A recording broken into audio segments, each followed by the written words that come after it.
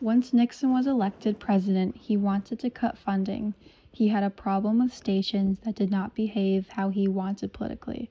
Fred Rogers had the opportunity to go in front of Congress and argue for $20 million of funding. He shows how important it is for PBS to keep the funding for the sake of the children. He feels that if the message, feelings are mentionable, manageable, and that every kid is unique, that they will have done a great service in public television. Fred Rogers ends up winning over the Congress with the words from his heart on how he feels about the importance of this funding for the children.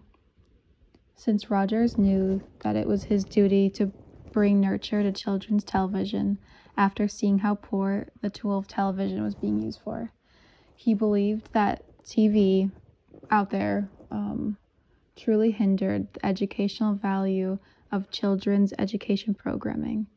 He entered the television world in the early 1960s for the Canadian Broadcasting Corporation in Toronto. His work there helped shape the style of his PBS show later on. He soon introduced Mr. Rogers' Neighborhood, produced at WQED Pittsburgh, and initially broadcast regionally through the Eastern Educational Network. Fred began building an extraordinarily powerful audience of some national scope for his public television program. After more than a decade, Mr. Rogers was known for his famous children's television show, Mr. Rogers' Neighborhood. He was dedicated to bring good morals, imagination, and love to a place that needed it, and that is exactly what he did.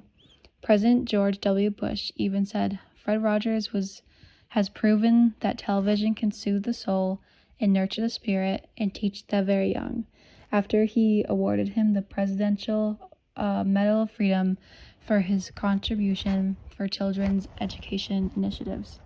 The award came just months before Rogers' death. He paved the way for educational children's programming and set the bar higher for TV writers to be more mindful of children's brains and feelings and the impact TV has on them.